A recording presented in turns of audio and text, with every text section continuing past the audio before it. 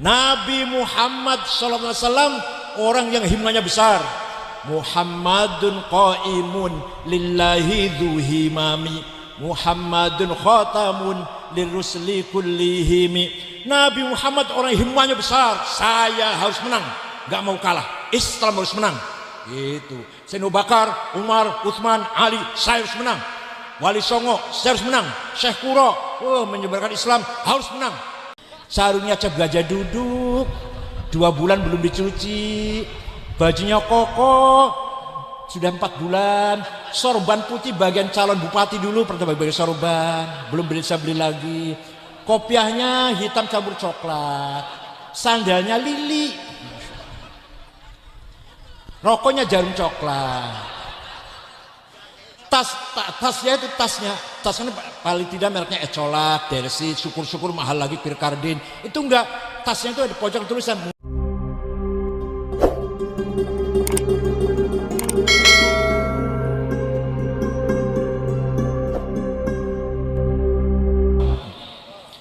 Allah berfirman dalam Al-Quran, innama ya'muru masajidallahi man amana billahi wal yawmil akhir wa qamas salata wa ataz zakata wa lam yakhsha illallah fa'asa ulaika an yakunu minal muhtadin.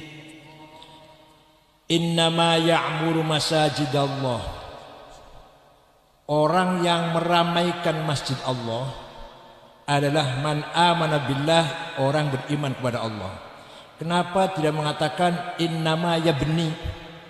Kenapa tidak mengatakan orang yang membangun masjid? Kok meramaikan? Oh, artinya bahwa bukan hanya membangun, tapi juga meningkatkan kualitas, mengisi konten masjid untuk aktivitas ilmiah, aktivitas pendalaman agama, kajian-kajian, bahkan masalah-masalah sosial dipecahkan di dalam masjid. Makanya ya'muru, tidak ya benih membangun. Ini lebih daripada membangun.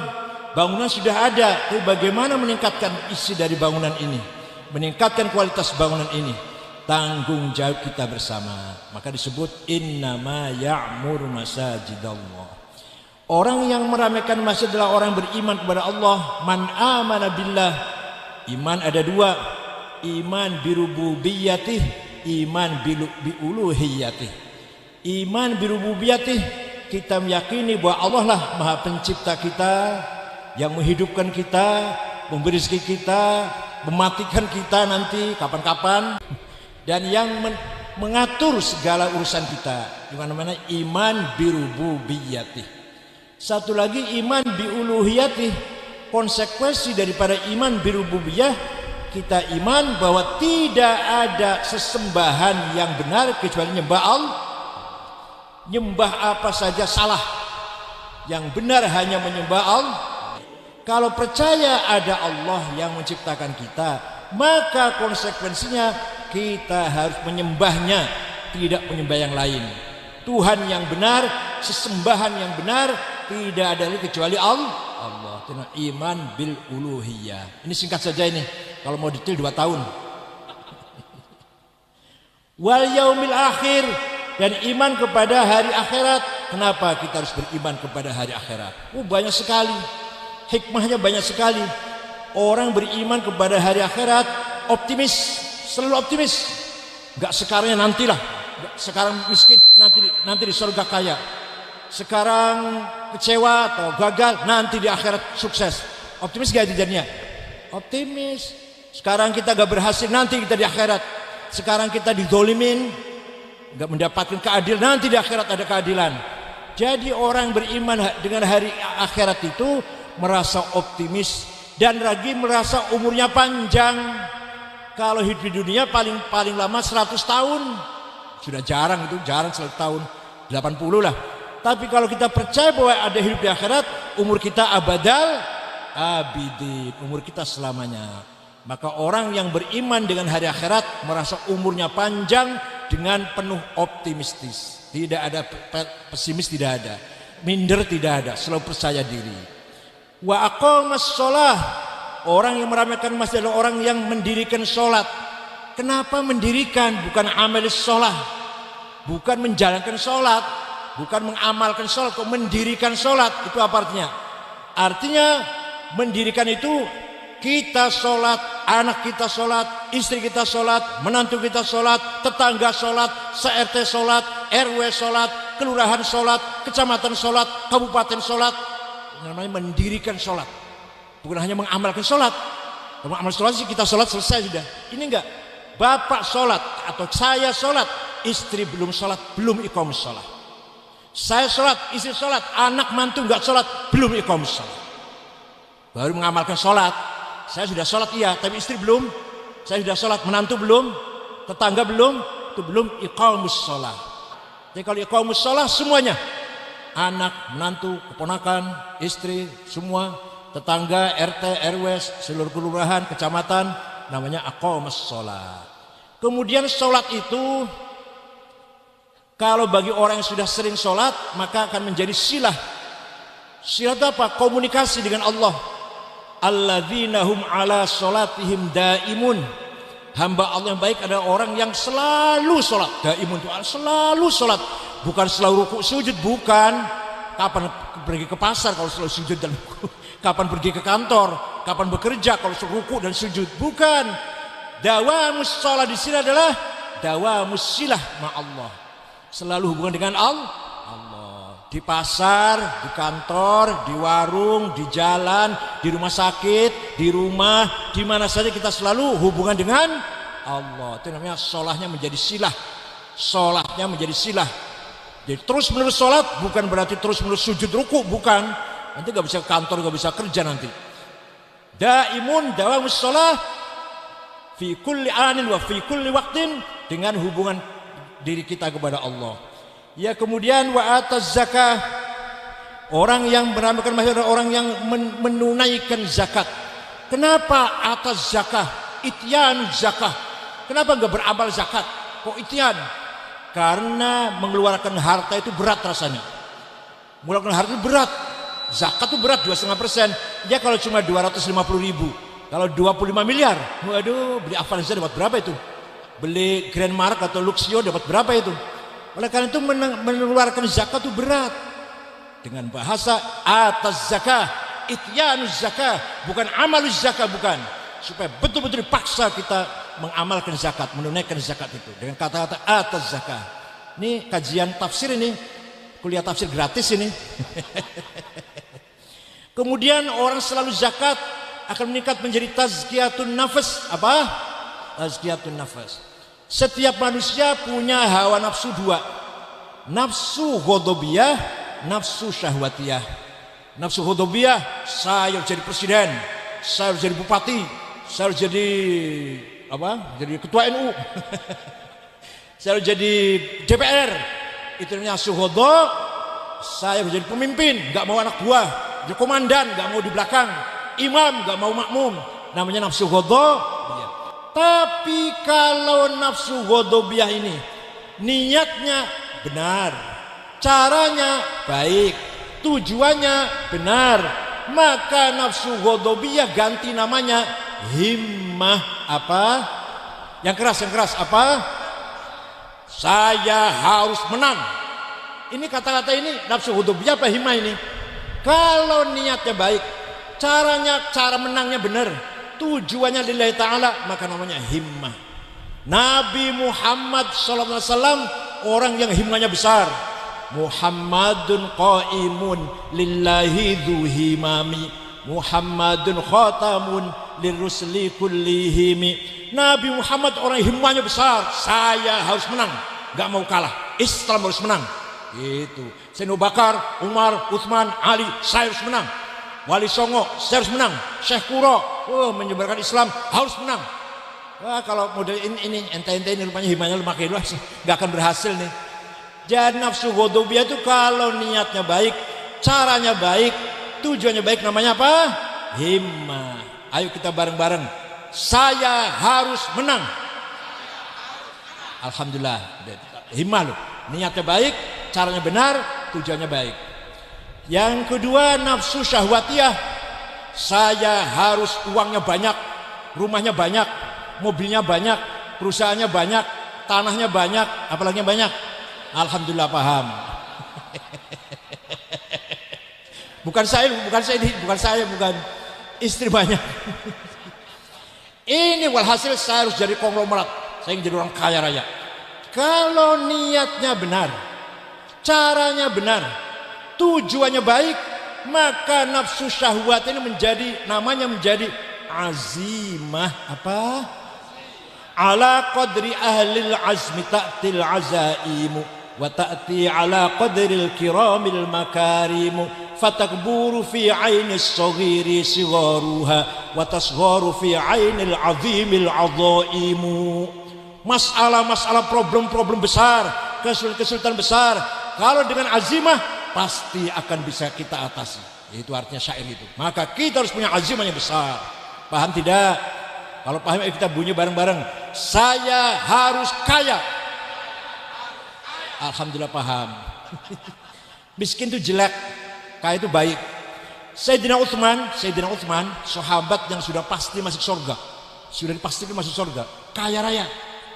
Pernah sedekah gandum diangkut 700 onta. Kaya enggak itu? Kalau kita paling 700 cangkir kan. Sahabat Sa'ad bin Abi Waqqas orang kaya, tanahnya banyak, kebunnya banyak, ternaknya banyak, onta, sapi banyak, mau disedekahkan semua.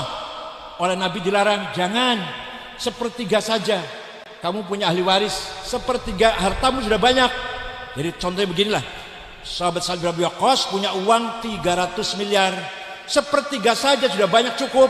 Sedekahnya 100 miliar, banyak belum? Nah iya, sepertiga saja saat jangan semua, jangan. Hartamu itu banyak, sepertiga saja sudah cukup. Coba kalau sampai sepertiganya, paling 75.000 paling. Syekh Abdul Qadir Al-Jilani, waliullah, Sultan Arifin, Qutbun Aqtabil Arba'ah, kaya, orang kaya. Suatu ketika ziarah ke Imam Syafi'i, ziarah ke kuburannya Imam Syafi'i di Mesir. Abdul Qadir Jilani orang Baghdad, orang Irak, pergi ke Mesir ziarah kuburan Syafi'i di daerah Fustat, Kairo. Melihat di sana kanan kirinya kumuh, orang miskin penduduk Fustat itu. Maka Syekh Abdul Qadir Jilani segera beli tanah 10 hektar diwakafkan untuk penduduk di sekitar kuburannya Imam Syafi'i. Kaya enggak itu? Jadi Syekh Abdul Qadir Jilani itu waliullah, kaya, dermawan. Ente ini kelihatannya wali bukan, kaya tidak. Satu lagi. Apanya yang dimanfaatnya, apanya manfaatnya ini? Wali bukan, kaya tidak, dermawan tidak. Terus gimana terus? Apanya yang dimanfaatkan?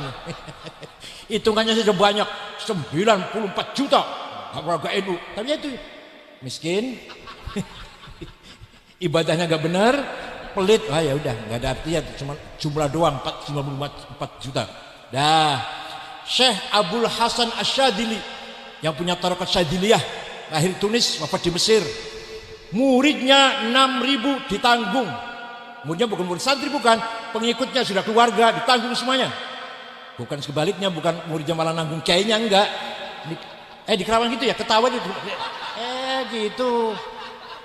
Pantesan ketawa, pantesan. Kalau ini kiainya yang nanggung muridnya, Syekh Abdul Hasan Asyadili. Setiap hari pakaiannya ganti, jasnya dari Waldorf Mill, made in England, kacamatanya Cartier, pulpennya Montblanc, minyak wanginya Hugo Boss, sepatunya Hermes, wah pokoknya merek-merek keren lah. Rumahnya villa, kendaraannya kereta ditarik oleh 2 kuda, apa? Mercy atau Alphard. Kereta ditarik 2 kuda. Kalau zaman dulu, sekarang ke Alphard, bukan Luxio, bukan Grandma, kalah, pakaiannya selalu ganti tiap hari, mewah penampilannya. Khodamnya 16 orang, pelayannya, pembantunya 16 orang, tukang teh sendiri, tukang kebun sendiri, tukang cuci sendiri, nyetrika sendiri. Nah itu istrinya nggak tahu saya berani. Ada yang tanya begini, Syekh ini waliullah kok keren penampilannya. Nah, terus kenapa? Kalau kiai lain kok nyemprul. Sarungnya cap gajah duduk 2 bulan belum dicuci, bajunya koko, sudah 4 bulan, sorban putih bagian calon bupati dulu, pertama bagian sorban, belum bisa beli lagi, kopiahnya hitam campur coklat, sandalnya lili, rokoknya jarum coklat. Tasnya itu tasnya paling tidak mereknya Ecolak, Delsi, syukur-syukur mahal lagi Pirkardin. Itu enggak, tasnya itu ada pojok tulisan Musyawarah Ulama Kerawang.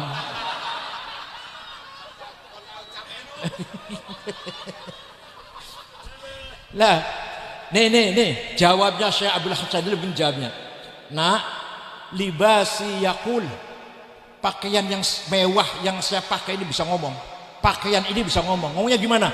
Ayyuhan nas ana ghani fala tarhamuni. Wahai masyarakat, saya kiai kaya, enggak usah kamu amplopin. Gitu kalau pakaiannya mentereng itu. Kalau ada kiai pakaian nyemprul, ada kiai kalau nyemprul, ayyuhan nas ana fakir farhamuni.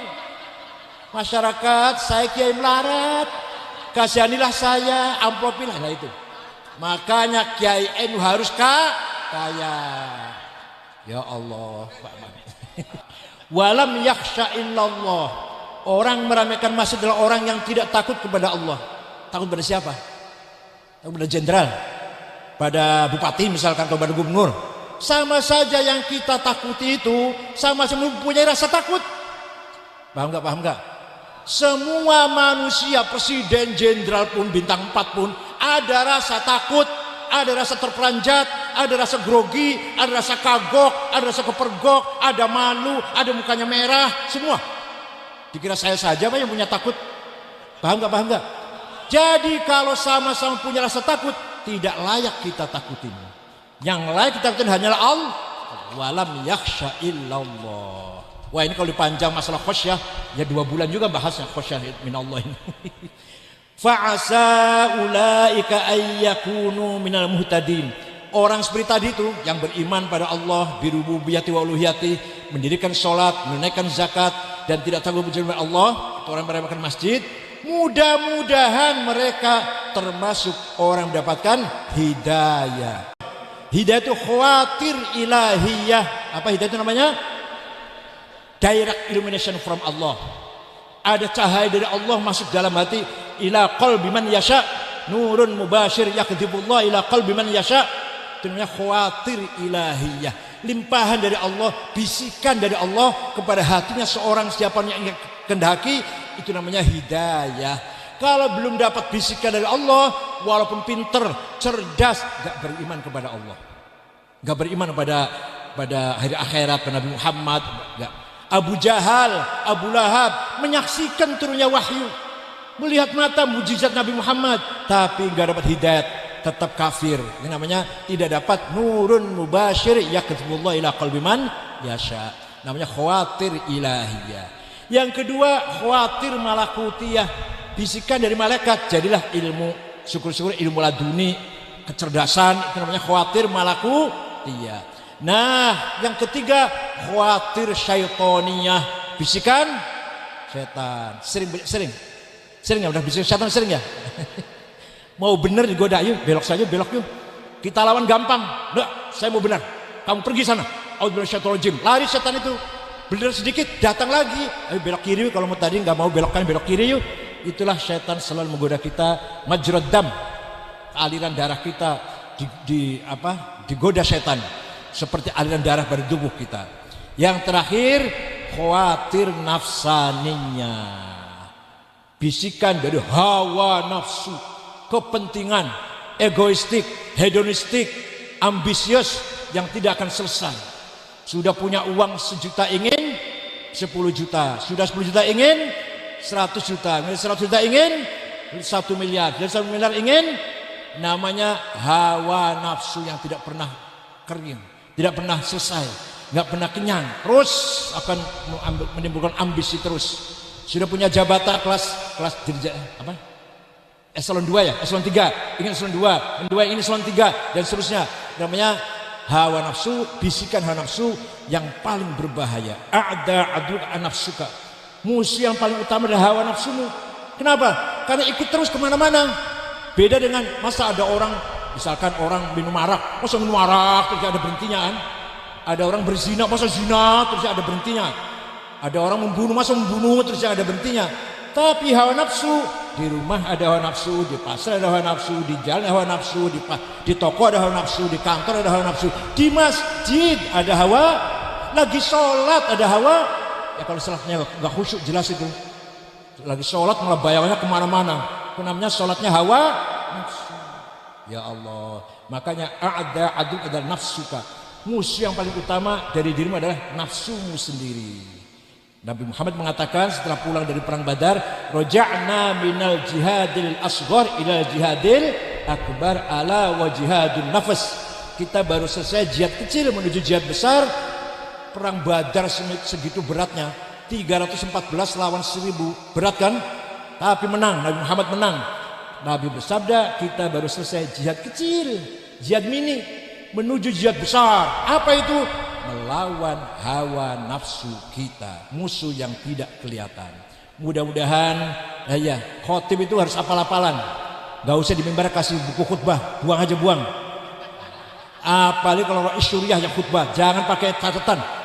Khutbah itu paling gampang kok. Alhamdulillah, syahadat, Allahumma shalli ala Muhammad, usikum bitaqwallah, ayat Quran kalau Allah Ta'ala, dia selesai doa. Apa yang sulit? Gak usah pakai catatan.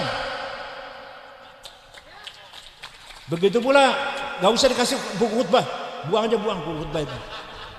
Itu kan kalau keluaran pesan kilat 2 minggu lah itu pakai catatan.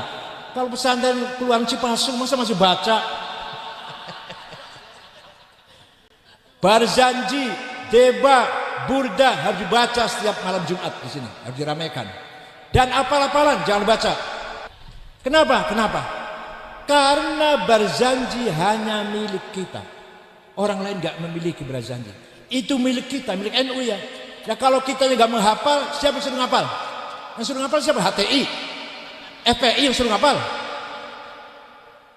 Ansarul Daulah, Ansarul Jihad, Ansarul Takfiri, Ansarul Tauhid suruh ngapal. Kita yang harus hafal. Gak hafal, kiai baca barangnya gak hafal, suruh pulang sendiri pakai gojek.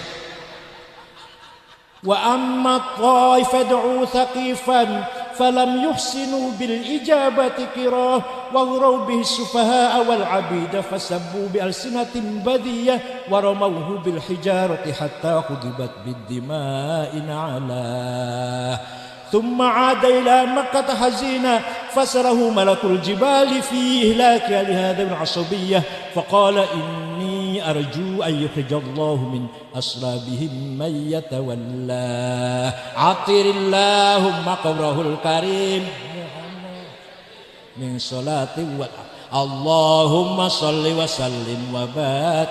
Diamplopin, apal kan? Ya enggak diamplopin, enggak apa enggak diamplopin, yang apa diamplopin. Burdah harus hafal juga. Barang siapa yang hafal burdah atau baca burdah, insya Allah segala masalah bisa tercapai, segala tujuan bisa tercapai.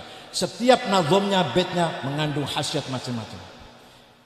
Muhammadun sayyidul kaunaini wa thaqalaini wal fariqaini min urbin wa min ajami nabiyun al-amirun nahi fala ahadu abarra fi qawli la minhu wa la na'ami huwal habibul ladzi turja syafa'atuhu li kulli hawlin minal ahwali muqtahami da'a ila Allahi fal mustamsikuna bihi mustamsikuna bihablin ghairi munfasimi faqan nabiyina fi khalqin wa fi khuluqi falam yudanuhu fi ilmin wa la karami wa kulluhum min rasulillahi multamisu warfan minal bahri aw rashfan minad diyam. Ayo kita baca burdah. Burdah itu maknanya kemul, selimut yang lurik-lurik. Maka barang siapa yang hafal burdah akan dapatkan selimutnya Rasulullah sallallahu alaihi wasallam. Kalau nggak percaya, ayo kita pergi ke Istanbul, Turki, masuk ke Museum Topkapi, masih ayah keneh simuna Nabi Muhammad teh yang lurik-lurik disimpan dengan baik, terawat dengan baik di Museum Topkapi. Yang nggak percaya burdah, ayo kita ke Turki bareng, tiketnya beli sendiri. Ya masa saya tiket. Jadi betul-betul burdah ada khasiatnya, gitu ya. baca burdah, insya Allah kita mendapat selimutnya Rasulullah. نرفع الرايات سوف يعلمون